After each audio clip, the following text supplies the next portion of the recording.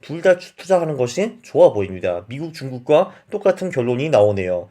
왜냐하면 두 시장의 사이클이 굉장히 다르잖아요. 어떨 때는 선진국이 쫙 잘 나가고 지금처럼, 아니 어떨 때는 개발도상국도 쫙 잘 나가는 때도 있습니다. 2000년대처럼요. 그래서 둘 다 투자하면은 한 놈은 잘 되겠죠. 그죠? 안녕하십니까 할러님들, 강화국입니다. 이번 시간에는 해외 장기 투자를 할 경우 선진국이 좋은가 개발도상국이 좋은가, 그 중요한 문제를 한번 다뤄보겠습니다. 제가 지난번에 209번 영상에서는 미국이냐 중국이냐 그것이 문제로다 라는 걸 다뤘는데, 요번에는 더 큰 그림을 한번 보겠습니다. 네, 209번에 뭐 이런 식으로 요약을 만들었는데요. 미국, 중국이 어디 투자할까 뭐라 고민을 하는가. 둘 다 투자를 하거라. 왜냐하면은 중국은 서서히 미국보다 경제 규모가 커지겠지만 미국도 무시할 수는 없다. 그리고 신기술에 투자하는 걸 보면은 아무래도 두 나라가 세계를 주도할 가능성이 매우 높다. 근데 2020년대는 중국이 미국보다 밸류에이션이 훨씬 싸기 때문에 중국 수익이 미국보다 좀 더 높을 것 같다라고 말을 했습니다. 자, 그러면은 이번에는 좀 더 큰 그림, 선진국이냐, 개발도상국이냐, 어디를 투자하는가, 이런 거를 보겠습니다. 개발도상국이라는 거는 머겐 스탠리, MSCI는 아래와 같이 구분을 했습니다. 얘네들은 빨간색, 이머징과 파란색, 프런추어로 나눠지는데, 한마디로 좀 빨간색은 좀 많이 알려진 그런 개발도상국이고, 프런처는 그거보다 조금 더 후진 개발도상국을 말을 하는 것이다라고 보시면은 되겠습니다. 최근에 중국이 이제 끼어들었네요. 네, 수익률은 어디 가더 높은가? 초장기적으로, 그러니까 1989년부터 30년 동안 차트를 보면은 개발도상국이 선진국보다 좀 더 수익이 높은 걸로 나오고 있습니다. 여기를 보시면요. 음, 음흠, 음흠. 네, 그러니까 요게 개발도상국이고요. 요 파란 게. 그리고 이 노란 게 선진국입니다. 그러니까 30년으로 보면은 30년 동안 개발도상국은 한 20 몇 배 올랐고, 그리고 선진국 주식은 한 10배 정도 오른 게 보입니다. 자, 그거는 재밌는데, 근데 여기서 중요한 거는 사이클이라는 게 있습니다. 그러니까 선진국이 잘 나가는 그런 사이클이 있고 개발도상국이 잘 나가는 그런 사이클이 있습니다. 자, 여기 보시면은 이제 1990년대 초반에는 개발도상국이 미친 듯이 올렸죠. 이 100에서 400까지 올랐다는 거는 그 개발도상국이 선진국보다 4배가 더 올랐다라는 뜻으로 보시면 되겠습니다. 근데 90년대 말에는 또 화려하게 깨지죠. 빵빵빵빵 깨져가지고 거의 100%로 다시 돌아왔다가 그 다음에 10년 동안에 또 미친 듯이 오릅니다. 한 98년부터 2011년까지 10년 이상 쫙쫙쫙쫙 올랐는데요. 그리고 그 다음부터 지금까지 한 8년 동안 또 된통 깨지고 있습니다. 자, 이 그림이 매우 중요한데요. 이 그림을 통해서 우리가 배울 수 있는 것이 굉장히 많습니다. 뭐를 배울 수 있냐 하면은 장기 상관성은 선진국과 개발도상국이 낮다라고 볼 수가 있습니다. 그러니까 한마디로 선진국이 개발도상국이 같이 이렇게 주식이 오르는 게 아니라 그 어떤 때는 선진국이 더 훨씬 더 많이 오르고 어떤 때는 개발도상국이 훨씬 더 많이 오르는 그런 사이클을 보이는데요. 자, 그럼 결론은 무엇이냐? 둘 다 투자하는 것이 좋아 보입니다. 미국, 중국과 똑같은 결론이 나오네요. 자, 두 번째 배울 거 뭐냐 하면은 한국 주식시장은 선진국보다는 개발도상국에 가깝다라는 걸 볼 수가 있는데, 왜냐면은 이제 특히 제가 알기로는 80년대 말에 한국이 가장 처음으로 천을 넘어갔다가 그 다음에 꼬꾸라진 다음에 한 91년부터 94년까지는 한국 주식시장이 꽤 오릅니다. 이렇게 쫙 올랐다가 94년부터 된통 깨지기 시작하죠. 그 깨지다가 97년, 98년에 IMF를 얻어봤죠. 그때 나락으로 확 떨어졌다가 그 다음에 그때부터 이 IT에 그 힘입어 봐가지고 다시 그 부활을 하기 시작합니다. 그래서 한국 주식도 대체적으로는 한 2010년까지 굉장히 좋았어요. 미국이나 선진국 대비해서.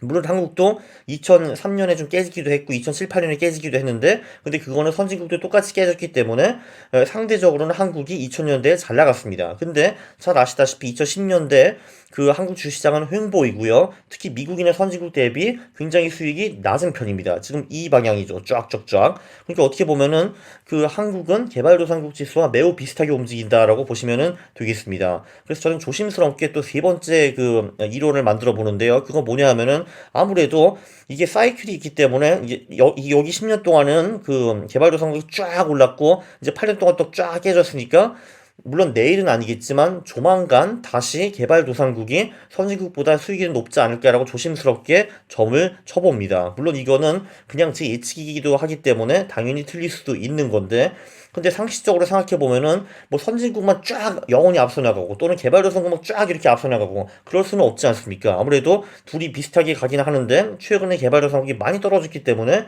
조만간 다시 오르지 않을까, 한국도 같이 따라오지 않을까, 이런 좀 그 희망과 꿈이 있습니다. 네, 코리아 디스카운트는 개발도상국 디스카운트가 아닌가라고 말씀을 드리고 싶은데요. 저도 처음 배웠는데 개발도상국의 퍼와 PBR은 선진국보다 한 평균 20% 정도 더 싼 것 같습니다. 그 어떤 모건 스탠리 애널리스트가 20년 동안 그 분석을 해봤어요. 그래서 여기 보시면은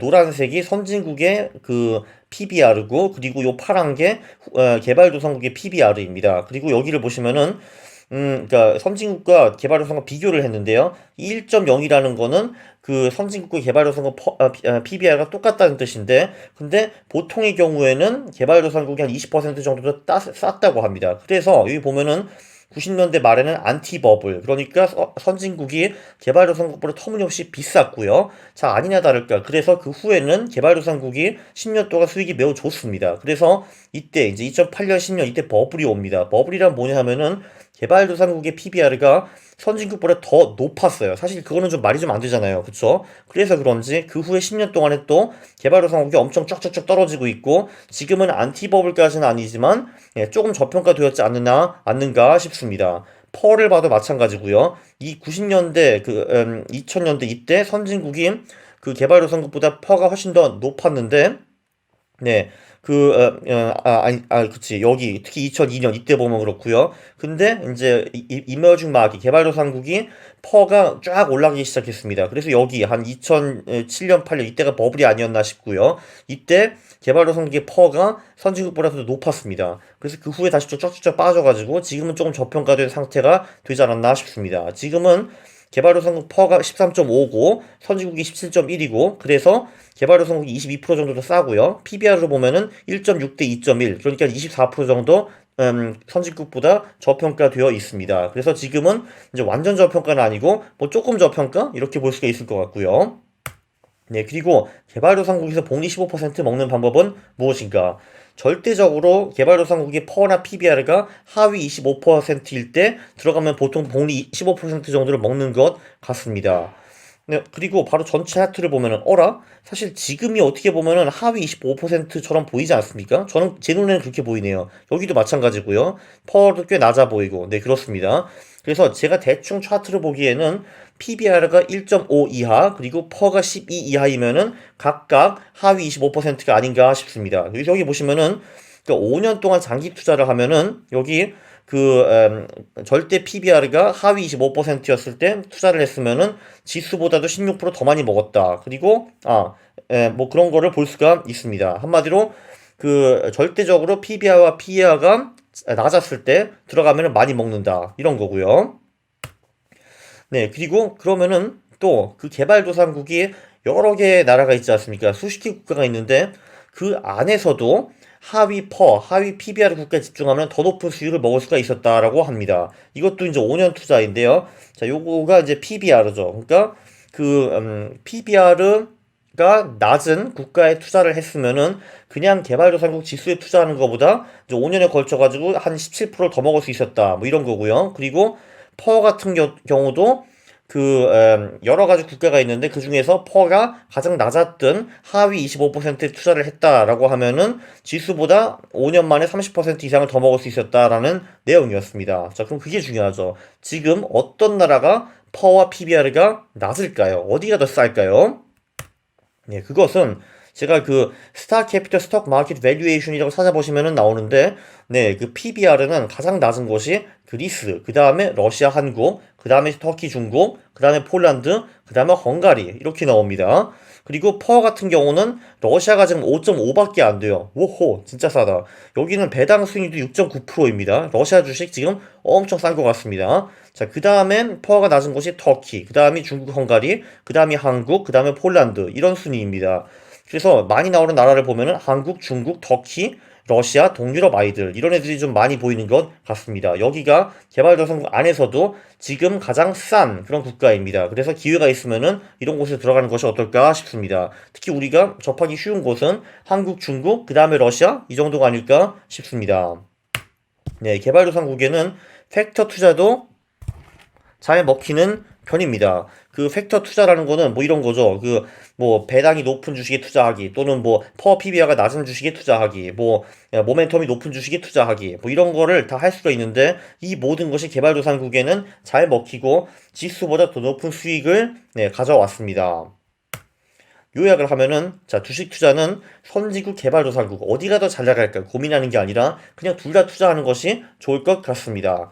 왜냐하면은 두 시장의 사이클이 굉장히 다르잖아요. 어떨 때는 선진국이 쫙 잘 나가고 지금처럼 아니 어떨 때는 개발도상국도 쫙 잘 나가는 때도 있습니다. 2000년대처럼요. 그래서 둘 다 투자하면은 한 놈은 잘 되겠죠. 그죠?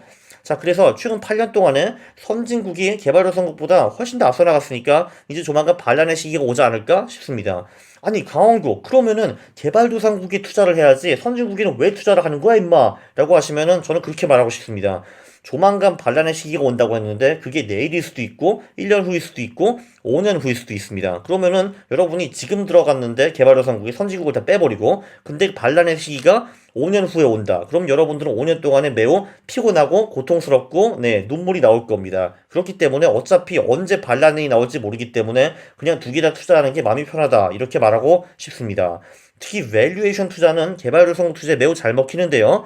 선진 시장보다 퍼와 PBR가 20% 보다 더 낮으면은 굿 사인이고요. 지금이 그렇죠. 그리고 절대적 퍼가 진짜 절대적 PBR가 1.5 그리고 퍼가 12 이하로 떨어지면은 그것도 굿 사인입니다. 네, 여기 퍼랑 PBR가 잘못 들어갔어요. 죄송합니다. 그리고 그 개발도상국 안에서도 퍼와 PBR가 낮은 국가에 투자하면은 지수보다 더 높은 수익을 낼 수도 있습니다.